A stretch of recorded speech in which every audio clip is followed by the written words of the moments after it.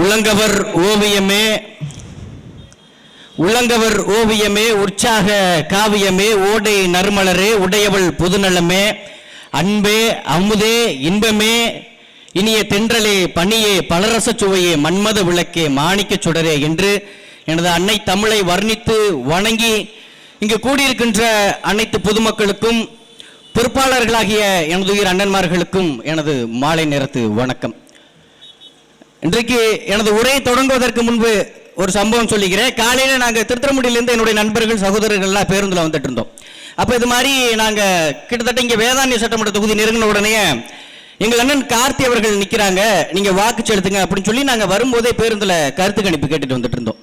இல்லை தம்பி, நான் அதிமுக நிர்வாகி, நான் கிளை செயலாளராக இருக்கேன், நாம் தமிழ் கட்சிக்கெல்லாம் வாக்களிக்க முடியாது, அந்த கட்சி வீழ்ந்து கொண்டு தான் இருக்குது, சும்மா தம்பி அந்த கட்சியெல்லாம் அப்படின்னு சொன்னார்.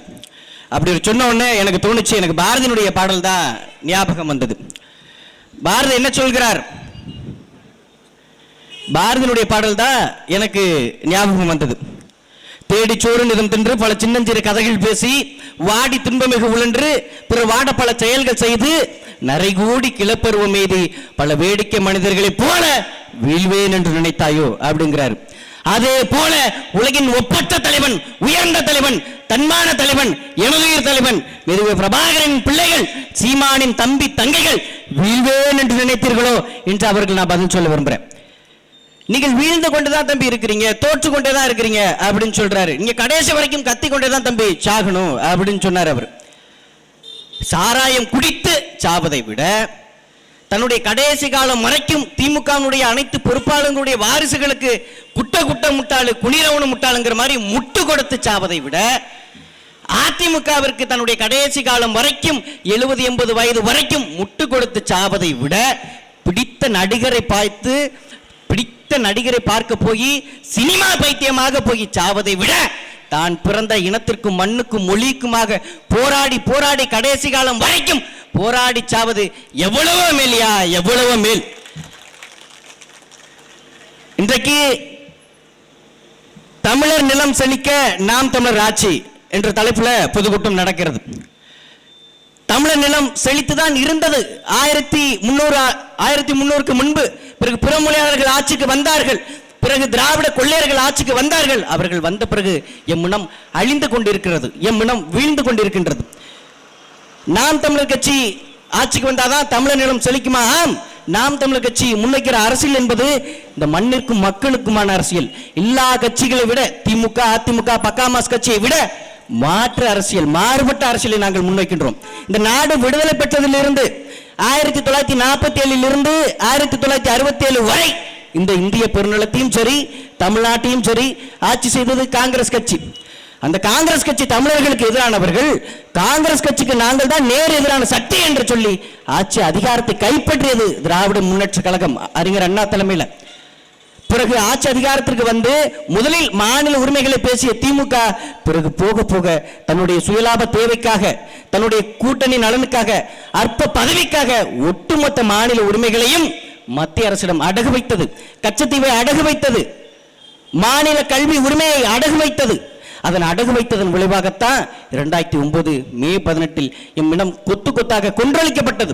ஒட்டுமொத்த தமிழினமே அதிர்ச்சியில் மூழ்கிட்டு இந்த இனப்படுகொலைக்கு குரல் கொடுக்க ஒரு ஆள் இல்லையா? இந்த இனப்படுகொலை நடந்து கொண்டிருக்கிறதே.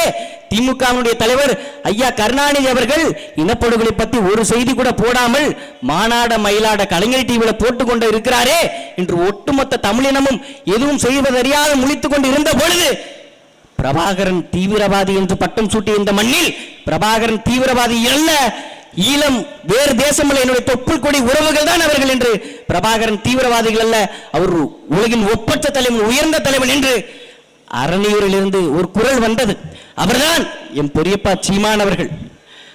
அதற்கு முன்பு நாம் நம்பிக்கொண்டிருந்தோம். 2009 மே 18 இனப்படுகொலைக்கு முன்பு நாம் நம்பிக்கொண்டிருந்தோம் நமக்கான தலைவர்கள், தமிழர்களுக்கான தலைவர்கள், தமிழினம் தலைமுறைகளுக்கான தலைவர்கள் திமுகவில் இருக்கிறார்கள் என்று நம்பிக்கொண்டிருந்தோம். நமக்கான தலைவர்கள் அதிமுகவில் இருக்கிறார்கள், தமிழினம் தலைமுறைக்கான தலைவர்கள் அதிமுகவில் இருக்கிறார்கள், அடுத்த தலைமுறைக்கான தலைவர்கள் அதிமுகவில் இருக்கிறார்கள் என்று நம்பிக்கொண்டிருந்தோம். அன்றைக்கு 2009 மே 18 அன்று அந்த ஒட்டுமொத்த நம்பிக்கையும் ஈழத்திலே கொத்து கொத்தாக எரிந்து செத்தார்களே அவர்களோடு சாம்பலாக போனது. அதன் பிறகு சிட்டுக்குருவில் இருந்து கொட்டு மருவி வரைக்கும், மனிதனில் தொடங்கி மலைகள் வரைக்கும் ஒட்டுமொத்த உயிர்களை நேசிக்கின்ற மாபெரும் அரசியல் கட்சியாக நாம் தமிழர் கட்சி அன்றைக்கு கிளத்தெளிய செய்தது. ஏன்? என் மக்களுடைய நலன் பாதிக்கப்பட்டிருக்கின்றது. ஒரு நாட்டினுடைய நலன் என்பது அந்த நாட்டினுடைய வீட்டின் சமையல் அறையால் தீர்மானிக்கப்படுகின்றது. ஒரு நாட்டினுடைய நிலத்தின் வளம் என்பது அந்த நாட்டினுடைய நீரின் வளத்தால் தீர்மானிக்கப்படுகின்றது. ஒரு நாட்டினுடைய நீரின் வளம் என்பது அந்த நாட்டினுடைய மரங்களின் வளத்தால் தீர்மானிக்கப்படுகின்றது. ஒரு நாட்டினுடைய மரங்களின் வளம், நீரின் வளம், மலைகளின் வளம், ஏரி குளங்களின் வளம், எல்லா வளங்களையும் பாதுகாப்பது ஒரு அரசனுடைய கடமையாகும். ஆனால் அப்படியாப்பட்ட ஒரு அரசியை தேர்ந்தெடுக்கிறது யார் என்றால் பொதுமக்களாகிய நாம். ஆனால் நாம் சரியான ஆட்சியாளர்கள் இங்கு தேர்ந்தெடுத்தோமான்னு கேட்டா கிடையாது. கடந்த 70 வருடங்களாக இந்த நாடு விடுதலை பெற்றதிலிருந்து திமுகவுக்கு தான் வாக்கு செலுத்துவேன், அதிமுகவுக்கு தான் வாக்கு செலுத்துவேன் என்று திமுகவுக்கும் அதிமுகவுக்கும் 200க்கும் 300க்கும் வாக்கு செலுத்தி இந்த நாடை குட்டிச்சவராக ஆக்கி வைத்திருக்கிறீர்கள். இந்த நாடை வீணடித்திருக்கிறீர்கள். ஒரு வாக்குச்சீட்டு துப்பாக்கி தோட்டாவை விட வலிமையானது என்கின்றார் ஆபிரகாம் லிங்கன். அப்படியாப்பட்ட ஒரு வாக்கை 200க்கும் 300க்கும் வித்து விட்டீங்க. அப்படி வித்ததுனால தான் நம்முடைய மாநில உரிமைகள் எல்லாமும் பெருமொழியாளர்கள்ட்ட இருக்கு. இன்னைக்கு நீங்க தமிழ்நாட்டில் எங்க பார்த்தாலும் வட இந்தியர்கள் தான் நிலத்தில் ஆதிக்கம் செலுத்துறாங்க. வயல்ல இன்னைக்கு கூட நீங்கள் சாதாரணமாக போய் நீங்க இந்த டெல்டா மாவட்டங்களில் பார்த்தீங்கன்னா அதற்கு முன்பு பழைய கஞ்சி வாசம் வரும். இப்போ போனீங்கன்னா மீன் மேக்கர் வாசம் வரும். ஃபுல்லா லெக்கின்ஸ் பேண்டை போட்டு இந்திக்கார முழுக்க நடவு நட்டுட்டு இருக்கான். இது உண்மையாக இல்லையா? குடிநீக்கிற பொதுமக்கள் மனசாட்சியை தொட்டு சொல்லுங்கள், இது உண்மையா இல்லையா? இதற்கு காரணம் திமுகவும் வட இந்தியர்களை தமிழ்நாட்டில் அனுமதிக்கிறது, அதிமுகவும் வட இந்தியர்கள் தமிழ்நாட்டில் அனுமதிக்கிறது. அதன் விளைவாக இன்னைக்கு நிலத்துல வட இந்தியர்கள் அதிகாரம் செலுத்துறான், நாளைக்கு பொருளாதாரத்தில் வட இந்தியா அதிகாரம் செலுத்துவான், அதன் பிறகு அரசியலிலும் அதிகாரம் செலுத்துவான். பிறகு தமிழர்கள் விரட்டி அடிக்கப்படுவார்கள். அங்கே ஈழத்திலேயும் இப்படித்தான் தமிழர்கள் விரட்டி அடிக்கப்பட்டார்கள். அங்கே ஈழத்திலே தமிழர்கள் விரட்டி அடிக்கப்பட்ட பொழுது நம்முடைய உரிமைகள்லாம் பறிபோன பொழுது அங்கு அதை தடுத்து நமக்கான உரிமைகளை பேசுவதற்கு ஒரு தலைவர் இருந்தார். அவர்தான் உலகின் ஒப்பற்ற தலைவன் பிரபாகரன். அதே போல இங்கு நம்முடைய ஒட்டுமொத்த உரிமைகளும் வட இந்தியர்களிடம் போகும் பொழுது அதை தடுத்து நிறுத்துவதற்கு, நமக்கான உரிமைகளை பெற்று தருவதற்கு மான தமிழ் மகனையும் பெரியப்பா சீமானவர்கள் இருக்கிறார். அப்ப நீங்க எல்லாம் என்ன பண்ணணும்? அவருடைய கரங்களை இறுக பிடித்துக் கொள்ள வேண்டும். அதே போல இந்த நாட்டினுடைய உரிமைகள் எல்லாம் பெருமொழியாளர்கள்ட்ட போயிட்டு ஏன் நீங்கள் சிந்திச்சு வாக்கு செலுத்தாதனால, அப்படி சிந்திச்சு வாக்கு செலுத்தாதனால தான் இன்றைக்கு வரைக்கும் நம்மளால கர்நாடகாவில் இருந்து தண்ணி பெற்று தர முடியல. தமிழ்நாட்டில் திமுகவோடு கூட்டணி வைத்திருப்பது யார்? காங்கிரஸ். கர்நாடகாவை ஆட்சி செய்வது யார்? காங்கிரஸ். ஆனால் இங்கு உள்ள திமுக அங்கு உள்ள காங்கிரஸோட பேசி நமக்கு தண்ணீர் பெற்று தருமா? தராது. திமுக சொல்லும் நாங்கள் ஆட்சிக்கு வந்தா காவிரியிலிருந்து தண்ணீர் பெற்று தந்துருவோம். அதிமுக சொல்லும் நாங்கள் ஆட்சிக்கு வந்தா காவிரியிலிருந்து தண்ணீர் பெற்று தந்துருவோம். இப்ப நாங்க என்ன கேட்கிறோம்னா, ஆட்சிக்கு வந்தா காவிரியிலிருந்து தண்ணீர் பெற்று தந்துருவோம் சொல்றீங்க, ஆட்சிக்கு வந்தா காவிரியிலிருந்து தண்ணீர் பெற்று தந்துருவோம் சொல்றீங்க. ஆட்சிக்கு வந்த பொழுது என்ன ஃப்ரீ ஃபயர் பப்ஜி விளையாண்டுட்டு இருந்தீங்களா? காவிரியிலிருந்து தண்ணீர் பெற்று தராம சொல்லுங்க, என்ன செய்து கொண்டு இருந்தீர்கள்? நாங்க என்ன சொல்றோம்னா, நாங்கள் ஆட்சிக்கு வந்த பிறகு நாம் தமிழர் கட்சி ஆட்சிக்கு வந்து விட்டால் இந்த பகுதியில் உள்ள பொதுமக்கள் எங்கள் அண்ணன் இடுமாவும் கார்த்தியவர்களுக்கு நீங்கள் வாக்கு செலுத்தி விட்டால் காவிரியிலிருந்து தண்ணி தேவையில்லை. ஏன்? ஒரு ஆண்டு ஒன்றிற்கு அன்பார்ந்த மக்களே 4500 டிஎம்சி தண்ணீர் நமக்கு மழைநீர் மூலமாக கிடைக்கிறது. எத்தனை டிஎம்சி தண்ணீர்? 4500 டிஎம்சி தண்ணீர். அது நாம எத்தனை டிஎம்சி தண்ணீர் பயன்படுத்துறோம்? வெறும் 1500 டிஎம்சி தண்ணீர் தான் பயன்படுத்துறோம். வீணாக எத்தனை டிஎம்சி தண்ணீர் மழை நீர் கலக்கிறது, கடல் நீர் கலக்கிறது? 2500 டிஎம்சி தண்ணீர். 2500 டிஎம்சி தண்ணீர் கடல்ல கலக்குது. இதே நம்ம கர்நாடகா கரண்ட கையை கட்டி இங்க இருந்து மத்திய அரசுக்கு லெட்டர் அனுப்பி நம்ம மத்திய அரசுக்கு லெட்டர் அனுப்பி எத்தனை டிஎம்சி தண்ணீர் வாங்குறோம்? ஒரு 177 டிஎம்சி தண்ணீர். அதை விட 20 மடங்கு அதிகமாக நமக்கு மழைநீர் மூலமாக கிடைக்கிறது. இந்த ஆட்சியாளர்கள் நமக்கானவராக இருந்திருந்தால் காவிரியிலிருந்து தண்ணீர் பெற்று தந்துள்ளார்கள். அதே போல பல்வேறு கணக்கான ஆறுகளும் ஏரிகளும் குளங்களும் மலைகளும் இன்னைக்கு சுரண்டப்பட்டு வெளிமாநிலத்தில் விற்கப்படுகின்றன. எந்த மாநிலத்தில் விற்கப்படுகிறது? எந்த மாநிலத்தில் ஆட்சி மணல் அல்ல தடை விதிக்கப்பட்டிருக்கின்றதோ அந்த மாநிலத்தில் விற்கப்படுகின்றன. மழை இல்லை என்றால் ஏது மழை, மழை இல்லை என்றால் ஏது வளம், வளம் இல்லை என்றால் ஏது நாடு? அதை சிந்தித்து பாருங்கள். நம்முடைய ஒட்டுமொத்த வளங்களும் பிற மாநிலத்திற்கு வெட்டி விற்கப்படுகிறது. கேரளாவில் துறைமுகம் கட்டுவதற்கு கிருஷ்ணகிரியில் தொடங்கி கன்னியாகுமரி வரைக்கும் உள்ள ஒட்டுமொத்த மலைகளும் வெட்டி விற்கப்படுகிறது. விவசாயிகளுடைய உரிமை பறிக்கப்படுகிறது. ஒரு நாட்டில் ஒரு விவசாயி சாகுறான்னா அது செய்தி மட்டுமல்ல, நாளைய தலைமுறையினர் நீர் இல்லாமல் சோறு இல்லாமல் சாக போகின்றனர் என்பதற்கான ஒரு முன் அறிவிப்பு. ஆந்திர மாநிலத்தில் என்ன நடந்தது? ஐயா நம்மாழ்வார் அவர்கள் கூட ஒரு முறை குறிப்பிட்டிருப்பார். முழுக்க முழுக்க பருத்தி போட்டுட்டாங்க. பல்லாயிரக்கணக்கான ஏக்கர்ல பல லட்சக்கணக்கான விவசாயிகள் பருத்தி போட்டுட்டாங்க. பருத்தி போட்டோன்னே என்ன நடந்தது? பருத்தி போட்டோன்னே பருத்தியில பூச்சி அடிச்சிருச்சு. பூச்சிக்கு அடிச்ச மருந்து வேலை செய்யல. அப்ப கடன் வாங்கி தான் பருத்தி போட்டாங்க. அப்படி போட்டோன்னே பேங்குக்காரன் வந்து கேட்கறான். பேங்க்ல தான் கடன் வாங்கி பருத்தி போட்டாங்க. அப்ப பேங்குக்காரன் வந்து கேட்கறான், எனக்கு நீ உன்னோட கடனை கட்டி ஆகணும், உன் பருத்தி லாஸ் ஆச்சு அதெல்லாம் எனக்கு தெரியாது, நீ மனைய விப்பியோ உன்னோட மனைவியை விப்பியோ எனக்கு தெரியாது, ஆனா என்னோட கடனை அடைச்சே ஆகணும்ட்டு ஆந்திர விவசாயிகிட்ட பேங்குக்காரன் வந்து சண்டை போட்டான். அதனால ரோஷம் தாங்க முடியாம 1000க்கும் மேற்பட்ட விவசாயிகள் தூக்கிட்டு தற்கொலை செய்து கொண்டாங்க. அந்த நிலை இங்க தமிழ்நாட்டில் ஏற்பட்டக்கூடாது. விவசாயிகள் ஒருபொழுதும் தற்கொலைக்கு போயிடக்கூடாது. விவசாயத்தை காக்க வேண்டும் என்பதற்காகவே நாங்கள் விவசாயியை நாங்கள் சின்னமா எந்திரி வந்து கொண்டிருக்கின்றோம். நீங்கள் விவசாய சின்னமா கொண்டு வாங்க, எதை வேணா சின்னமா கொண்டு வாங்க. ஆனா இது திமுகவினுடைய கோட்டை, இது அதிமுகவினுடைய கோட்டை தம்பி, நீங்கள் யாரை நிப்பாட்டினாலும் வெல்ல முடியாது அப்படின்ட்டு நீங்க சொல்றீங்க. இருந்திருக்கலாம். ஏழை எளிய மக்களுடைய இருண்ட வாழ்வுல ஒளியுளிர செய்ய வேண்டும் என்றால் நீங்கள் திமுகவிற்கு உதயசூரியனுக்கு வாக்களிங்கள் என்று கேட்ட திமுகவினுடைய கோட்டையாக இருந்திருக்கலாம். ரெட்டலை எப்படி செழிப்பாக இருக்கும் அதே மாதிரியே தமிழ்நாடு செழிப்பாக இருக்கும், இந்த ஒட்டுமொத்த டெல்டா மாவட்டம் செழிப்பாக இருக்கும் என்று கேட்ட அதிமுகவினுடைய கோட்டையாக இருந்திருக்கலாம். அதெல்லாம் எப்போ? பிஃபோர் 2021 தேர்தல், 2019, 2016 தேர்தலில் அதிமுகவினுடைய கோட்டையாக இருந்திருக்கலாம், திமுகவினுடைய கோட்டையாக இருந்திருக்கலாம். ஆனால் வருகின்ற சட்டமன்ற தேர்தல் என்பது, இந்த 2026 சட்டமன்ற தேர்தல் என்பது பிரபாகரன் பிள்ளைகளுடைய கோட்டையாக மாறும். எழுதி வைத்துக் கொள்ளுங்கள். எந்த சட்டமன்றம், எந்த நாடாளுமன்றம் எம்ஜிஆர் வாழ்க, கருணாநிதி வாழ்க, அம்மையார் ஜெயலலிதா வாழ்க என்று முழங்கியதோ அதே சட்டமன்றத்தில் எங்கள் அண்ணன் கார்த்தி போகி தமிழ்தாய் வாழ்க, தலைவர் பிரபாகரன் வாழ்க என்று முழங்குவார். இதை எழுதி வைத்துக் கொள்ளுங்கடா, எழுதி வைத்துக் கொள்ளுங்கள். திமுகவுடைய 5 வருஷம் சரியில்லை, அதனால நம்ம ரெட்டலைக்கு வாக்களிப்போம். ஏன்னு கேட்டா ரெட்டலை எப்படி செழிப்பாக இருக்கோ அதே மாதிரியே தமிழ்நாடு செழிப்பாக இருக்கும். நாங்கள் அதிமுகவுடைய விவசாயி ஐயா ஓஎஸ் மணியன் அவருடைய விசுவாசி, அதனால நாங்கள் அவங்களுக்கு வாக்கு செலுத்துவோம் அப்படிங்கிறீங்க. உன் விசுவாசத்தில் தீய வச்சு கொடுத்த. ஒரு பக்கம் ரெட்டலுக்குள்ள தாமரை ஒளிஞ்சிருக்கு, தாமரைக்குள்ள ரெட்டல் ஒளிஞ்சிருக்கு. இன்னொரு பக்கம் சூரியனுக்குள்ளே கதிரவாள் ஒளிஞ்சிருக்கு, கதிரவாளுக்குள்ளே சூரியன் ஒளிஞ்சிருக்கு. அதனால தான் எங்கள் தாத்தன் கர்ம வீரர் காமராஜர் சொன்னாரு, திமுகவும் அதிமுகவும் ஒரே குட்டையில் ஒரு மட்டை என்று சொன்னார். இந்த இருபெரும் திராவிட கட்சிகள் இத்தனை வருஷமா ஆட்சி செய்து தமிழ்நாடு பொருளாதாரத்தில் வீழ்ந்து விட்டது, கொஞ்சம் கூட பொருளாதாரத்தில் முன்னேறல. இந்தியா சந்தை பொருளாதாரத்தை நம்பிக்கொண்டிருக்கின்றது, தமிழ்நாடு சாராய பொருளாதாரத்தை நம்பிக்கொண்டிருக்கிறது. அவ்வளவுதான் வித்தியாசம். இந்தியா சந்தை பொருளாதாரத்தை நம்பிக்கொண்டிருக்கிறது, தமிழ்நாடு சாராய பொருளாதாரத்தை நம்பிக்கொண்டிருக்கிறது. இந்த இருபெரும் கட்சிகளும் முதலில் 1967 2020 வரைக்கும் 5 லட்சம் கோடி தான் கடன். ஆனால் இப்பொழுது இந்த 5 ஆண்டுகளில் 10 லட்சம் கோடி கடன் வாங்கியிருக்கிறார்கள். அன்பார்ந்த பொதுமக்களே, கூடி நிற்கிறீங்க பார்த்தீங்களா? நீங்களாம் என்ன யோசிக்கணும்? ஒரு பக்கம் ஓசி என்னென்ன பஸ் ஃப்ரீ, பஸ் இலவசமாக தராங்க, 1000 ரூபாய் காசு தராங்க, புதுமை பெண் திட்டம், எல்லா திட்டங்களும் இலவசமாக தராங்க. ஒரு பக்கம் ஓசி, இன்னொரு பக்கம் ஏறுது விலை வாசி. இல்லை நீ யாருக்கு ஓட்டு போடணும்னு யோசிச்சின்னா கண்டிப்பா நீங்க நாம் தமிழர் கட்சி விவசாய சின்னத்தில் வாக்கு செலுத்தணும். நீங்கள் இன்னைக்கு நினைக்கலாம் இந்தியாவிலேயே அதிக சொத்து மதிப்புள்ள பணக்காரர் யாரு? யாராச்சும் ஒரு சொல்ல முடியுமா? அதிக சொத்து மதிப்புள்ள முதலமைச்சர் யார்? இந்தியாவில் ஒட்டுமொத்த முதலமைச்சர்களையும் அனைத்து மாநில முதலமைச்சர்களும் யாரு பணக்கார முதலமைச்சர்? ஐயா ஸ்டாலின் அவர்களா? இல்லை. கேரள மாநில முதல்வர் ஐயா பினராயி விஜயன் அவர்களா? இல்லை. ஆந்திராவினுடைய முதல்வர் சந்திரபாபு நாயுடு. எவ்வளவு தெரியுமா அவருடைய சொத்து மதிப்பு? 6755 கோடி. ஏது இந்த பணம்? எல்லாம் கருப்பு பணமா? இல்ல. எல்லாம் கொள்ளையடிச்ச பணமா? இல்ல. எல்லாம் திருடன பணமா? இல்ல. எல்லாம் மக்கள் வரி பணமா? இல்ல. ஹெரிட்டேஜ்ங்கிற ஒரு பால் நிறுவனத்தை 1995 தொடங்கி அதன் மூலமாக 6755 கோடி வருமானம் ஈட்டியிருக்கிறார். எதன் மூலமாக? பால் நிறுவனம் மூலமாக. ஆனா இங்க என் பெரியப்பா சீமான் அவர்கள் சொன்னா என்ன சொல்லுது? ஆடு மாடு மேய்க்க சொல்றாருங்க சீமான் அப்படின்னு போய் Facebookல போயிட்டு பதிவு போடுறாரு.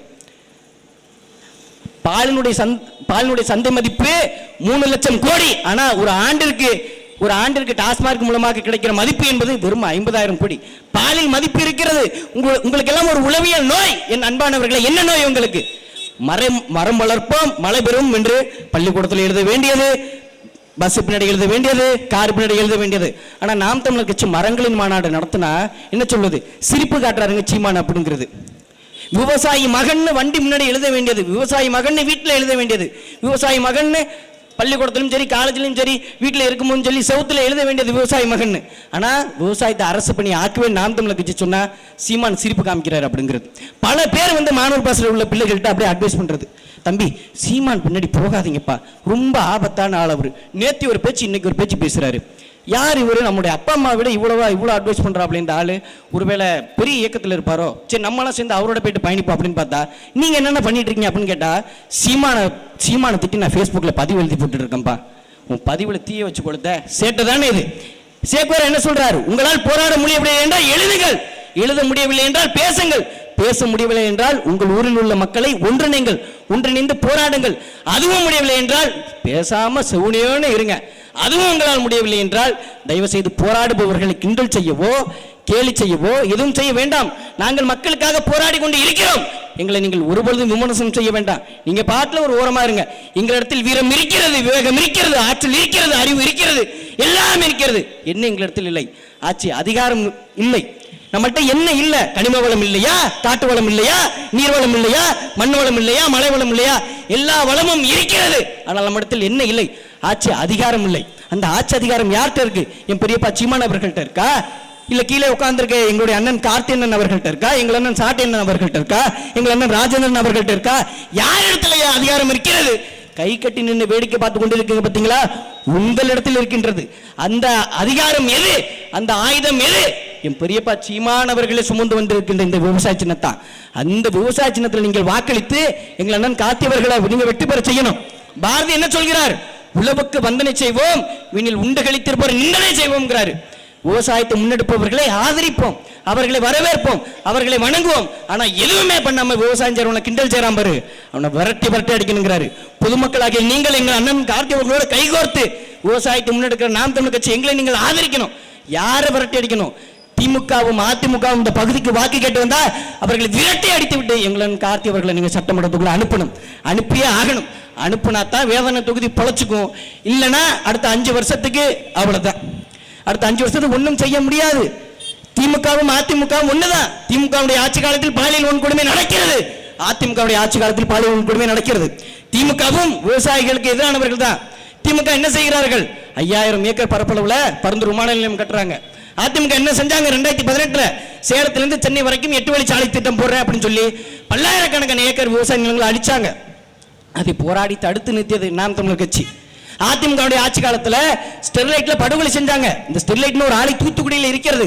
இந்த ஆலை எனக்கு வேணாம், இங்குள்ள மக்களுக்கு பாதிப்பு ஏற்படுத்தும், அதனால இங்குள்ள மக்களுக்கும் சுற்றி உள்ள கிராமங்களுக்கும் அடுத்த தலைமுறைக்கு இது பாதிப்பு ஏற்படுத்தும், அதனால இந்த ஆலையை தயவு செய்து மூடிடுங்கள் போராடிய பொதுமக்களை சுட்டு கொண்டது எடப்பாடியினுடைய அரசு. அதையும் எதிர்த்து போராடியது நாம் தமிழர் கட்சி. அதே போல திமுக ஆட்சி காலத்திலும் துப்புரவு பணியாளர்கள் எனக்கு 500 ரூபாய் சம்பளம் கூட கொடுங்கன்னு கேட்டதுக்காக அத்தனை தூய்மை பணியாளர்கள் தாய்மார்களையும் கைது செய்தது. திமுகவும் விவசாயிகளுக்கு எதிரி, அதிமுகவும் விவசாயிகளுக்கு எதிரி, திமுகவும் பாமர மக்களுக்கு எதிரி, அதிமுகவும் பாமர மக்களுக்கு எதிரி. பிறகு யார் நமக்கானவர்கள்? இந்த மண்ணுக்காக மக்களுக்காக யாரிடத்திலும் சரணடையாது, சண்டையிட்டு சாவேனே ஒழிய ஒருவன் இடத்திலும் கூட்டணி வைக்க மாட்டேன், என் மக்களுடைய வாழ்க்கை நலந்தா முக்கியம் என்று நிற்கிறார்கள். பார்த்தீங்களா? என் பெரியப்பா சீமானவர்கள் தான் மக்களுக்கானவர். அவருடைய கரங்களை இறுக பிடித்துக் கொண்டு நீங்கள் தான் நல்லா இருப்பீங்க. அண்ணே லாஸ்டா அந்த 10ஆம் மாச கட்சியை மட்டும் முடிச்சுட்டு வந்துடுறேன். இறுதியாக நான் திமுகவுக்கும் வாக்கு செலுத்தல, நான் அதிமுகவுக்கும் வாக்கு செலுத்தல, நான் நாம் தமிழர் கட்சிக்கும் வாக்கு செலுத்தல. எங்கள் அண்ணன் விஜய் அவர்கள் வந்திருக்கிறார், அதனால் நாங்கள் அண்ணன் விஜய் அவர்களுக்கு வாக்கு செலுத்துறோம். சீமான் 15 வருடமாக கத்தி கொண்டிருக்கிறார், எங்க அண்ணன் 2 வருஷமா கத்துறாரு, அதனால புதுசா கத்துற அண்ணனுக்கு வாக்களிப்போம் அப்படிங்கிறாங்க. ஏன்னு காரணம் கேட்டா, எங்கள் அண்ணன் விஜய் அவர்கள் இப்ப எல்லாம் நல்லா பேசுறாங்க அப்படின்னு சொல்றாங்க. அண்ணன் விஜய் அவர்கள் நல்லா பேசுனா, நல்லா பேசுறவங்களுக்கு தான் ஓட்டு போடணும்னா அண்ணன் விஜய் அவர்களுக்கு நீங்க போடக்கூடாது. பட்டிமன்ற பேச்சாளர் சாலையன் பாப்பையாக்கு தானே நீங்க ஓட்டு போடணும். எப்படி அண்ணன் விஜய் அவர்களுக்கு ஓட்டு போட்டுவீங்க? என் அன்பார்ந்தவர்களே, இந்த நிலத்தில் பல்வேறுகணக்கான கட்சிகள் இருக்கிறது. காங்கிரஸ் கட்சி இருந்திருக்கின்றது, காங்கிரஸ் கட்சி இந்த நிலத்தை ஆட்சி செய்திருக்கின்றது. ஆனால் காங்கிரஸ் கட்சியினுடைய முன்னோர்கள் இந்த நிலத்தில் மக்களுக்காக போராடி சிறை கொத்தடிமையாக இருந்து இறந்திருக்கிறார்கள். இந்த நிலத்தில் திமுக கட்சி ஆட்சி செய்திருக்கின்றது, இன்றைக்கு வரைக்கும் ஆட்சி செய்து கொண்டிருக்கின்றது. திமுக முன்னோர்கள் இந்த நிலத்திற்காக, திமுக முன்னோர்கள் இப்ப உள்ளவங்க நான் சொல்லல, திமுக முன்னோர்கள் மக்களுக்காக போராடி சிறை கொத்தடிமைகளாக இருந்து இறந்திருக்கிறார்கள். இந்த நிலத்தில் அதிமுக இருந்திருக்கின்றது. அதிமுக அனைத்து சாதியினருக்கும் 69% இடஒதுக்கீடு வாங்கி கொடுத்திருக்கின்றது. அதிமுக முன்னோர்கள் இங்குள்ள மக்களுக்காக போராடி சிறை கொத்தடிமைகளாக இருந்து இறந்திருக்கிறார்கள். இந்த நிலத்தில் பாட்டாளி மக்கள் கட்சி வன்னியர்களுக்கான கட்சி இருக்கிறது. 20 வன்னிய மறவர்கள் தமிழ் மொழிக்காக போராடி தன்னுடைய உயிரையும் ஈகம் செய்திருக்கிறார்கள், தியாகம் செய்திருக்கிறார்கள். இந்த நிலத்தில் விடுதலை சிறுத்தைகள் கட்சி இருக்கிறது. ஒடுக்கப்பட்ட சமூகத்திற்காக இன்றைக்கு வரைக்கும் போராடி கொண்டிருக்கிறார் ஐயா திருமாவளவன் அவர்கள். ஆனால் எந்த ஒரு போராட்டமும் செய்யாத விஜயை, எந்த ஒரு மக்கள் பிரச்சனை பற்றியும் பேசாத விஜயை, தன்னுடைய வேர்வை துளியை கூட இந்த மண்ணுக்காகவும் மக்களுக்காகவும் சிந்தி பேசாத விஜயை, வேர்வை துளியை கூட சிந்தாத விஜய்க்கு நீங்கள் எப்படி வாக்கு செலுத்த நீங்கள் போறீங்க? எப்படி வாக்கு செலுத்த நினைக்கிறீங்க? என்ன போராட்டங்களை முன்னெடுத்திருக்கிறார்? ஆசிரியர்களுக்காக மாணவர்களுக்காக போராடினாரா? மீனவர்களுக்காக ஆசிரியர்களுக்காக போராடினாரா? பரந்தூர் விமான நிலையம் வேண்டாம்னு சொல்றாரு விஜய். பரந்தூர் விமான நிலையத்துக்கு தீர்வு சொல்லிடுவாரா? கச்சத்தீவு நான் மீட்டெடுப்பேன் சொல்றாரு. எப்படி கச்சத்தீவு மீட்டெடுப்பேன்னு சொல்லி இருக்கிறாரா? கிருஷ்ணகிரியில் இருந்து கன்னியாகுமரி வரைக்கும் மலைகள் சுரண்டப்படுகிறது. அதை பத்தி இன்னைக்கு விஜய் பேசியிருக்கிறாரா? காவிரி, முல்லை பெரியார், பாலாறு போன்ற நதிநீர் பிரச்சனைகள் பற்றி கட்சி தொடங்கி 3 ஆண்டுகள் ஆகிவிட்டதே, அதை பத்தி பேசியிருக்கிறாரா? 10 நிமிஷம் பேப்பர் பார்க்காம விஜயால பேச முடியுமா? சொல்லுங்க. எல்லா கட்சிக்கும் ஒவ்வொரு கொள்கை இருக்கிறது. திமுகவா திராவிடம் என்ற ஒரு கொள்கை இருக்கிறது. அதிமுகவா இல்லாத திராவிடத்தை திமுக எடுத்துக்கொண்டது, அதனால நாங்கள் திமுக கொள்கை வைத்துக் கொண்டிருக்கோம் என்று சொல்கிறது. காங்கிரஸ் கட்சியா அதுக்கென்ற ஒரு பொருளாதார கொள்கை இருக்கிறது. பாஜகவா ஒரு மத கொள்கை இருக்கிறது. இந்த கட்சிக்கு என்ன கொள்கை இருக்கிறது? கொள்கை என்னன்னு கேட்டதுக்கு அந்த கட்சியினுடைய பொதுச் செயலாளர் பாட்டு பாடுறாரு. இந்தி பீஸ் வேணாண்டி, இங்கிலீஷ் பீஸ் வேணாண்டி, கரகாட்ட மாடிக்கிட்ட தமிழில் பாடண்டி அப்படின்ட்டு டிவிகேனுடைய கொள்கை பரப்பு செயலாளர் பாடுறாரு. சட்டமன்றத்துக்கும் நாடாளுமன்றத்துக்கும் என்ன வித்தியாசம் கேட்டதுக்கு, மன்றமா என்ன மன்றம்? மன்றம் வந்த தென்றலுக்கு நெஞ்சம் விட வழி இல்லையே அன்பே என் அன்பே, அந்த மன்றமான்னு கேட்கிறாங்க. என்ன டீம் என்ன மேட்ச்னே தெரியல. அதனால அன்பார்ந்த பொதுமக்கள் சிந்திச்சுக்கோங்க. நீங்க யாரை வேணா கூப்பிட்டு வாங்க, நீ நாஞ்சில் சம்பத் இல்ல தக்காளி 4000 சம்பத்தினாலும் கூப்பிட்டு வா. ஆனால் நாம் தமிழர் கட்சி வெல்லுவதை எந்த கொம்பாதி கொம்பனாலும் தடுக்க முடியாதுடா, எவனாலும் முடியாது. இன்றைக்கு முடியல, 2026 தேர்தல் முடியல. தோல்வி என்பது எங்கள் தலை மயிருக்கு சமம். இது தோல்வியை பார்த்த பாதைடா, வெற்றியை பார்க்காமல் ஒருபொழுதும் ஓயாது. 2026 முடியவில்லை. எனக்கு 19 வயது. நான் 25 வயதில் என்னுடைய இளைஞர்கள் ஒன்றிணைச்சு இந்த கட்சியை வென்று காட்டுவேன். 30 வயதில் ஒன்றிணைச்சு வென்று காட்டுவேன். நீங்கள் கேட்கலாம் சீமான் செய்த சாதனை என்னன்னு. மீச மயிர் கூட முளைக்காத இந்த சின்ன பையன் துண்டு சீட்டு இல்லாம இவ்வளவு நேரம் தைரியமா பேசுறேன்னா அதுதான் சீமான் செய்த சாதனை. எந்த கட்சியில் உள்ள ஒரு கொள்கை பரப்பு செயலாளராச்சும் இந்த டிவிக்கு உள்ள புதுசாக வந்திருக்காங்க சொல்ல முடியுமா, பேச முடியுமா? துண்டு சீட்டு இல்லாம 10 நிமிஷம் பேசிட்டா நாங்கள் இனி விஜயை பத்தி பேசலாம், அந்த கட்சியை பத்தியே பேசல. அதனால மாற்றத்திற்கான கட்சி நாம் தமிழர் கட்சி தான். நான் டிவிக்கை பத்தி நிறைய பேசணும் வந்தேன். அண்ணன் வந்து நேரம் குறைவாக தான் கொடுத்துருக்காங்க. அதனால அடுத்தடுத்த கூட்டங்கள்ல கண்டிப்பா பேசுவோம். மாற்றத்திற்கான சின்னம் விவசாய சின்னம். எங்கள் அண்ணன் கார்த்தியன் அவர்கள் 19 வயதுல இந்த கட்சிக்கு வந்தாங்க. எனக்கு இன்னைக்கு வயது 19. அண்ணன் கார்த்தி அவர்கள் 19 வயதுல வந்து அன்னைக்கு வேட்பாளராக இருந்தவங்களுக்கு வாக்கு கேட்டாங்க. அதே போல எனக்கு இன்னைக்கு 19 வயது. இன்னைக்கு நான் அண்ணன் கார்த்தி அவர்களுக்கு வாக்கு கேட்டுட்டு இருக்கேன். இதுதான் தமிழ் தேசியத்தின் எழுச்சி, தமிழ் தேசியத்தின் மாற்றம். நீங்கள் திமுகவாக இருங்கள், அதிமுகவாக இருங்கள். நான் பரம்பரை திமுக என்று சொல்லாதீர்கள், நான் பரம்பரை அதிமுக என்று சொல்லாதீர்கள், நான் பரம்பரை கம்யூனிஸ்ட் என்று சொல்லாதீர்கள். உங்களுக்கெல்லாம் 60-70 வயசாயிட்டு இன்னும் 10 வருஷம் செத்து போயிடுவீங்க. ஆனால் நானும் என்னோட புள்ளியும் தான் வாழணும். அதுக்காவது சிந்திச்சு வாக்களிங்க. பரம்பரை பரம்பரை என்று புராணம் பாடியது போதும். அடுத்த பரம்பரைக்கு என்ன விட்டு வைக்க போகிறோம்னு மட்டும் சிந்திச்சு ஒரே ஒரு முறை விவசாய சின்னத்தில் வாக்களிங்க. மாற்றத்திற்கான சின்னம் விவசாய சின்னம். நன்றி, வணக்கம். நாம் தமிழர், தமிழ் தாய் வாழ்க, தலைவர் பிரபாகரன் வாழ்க.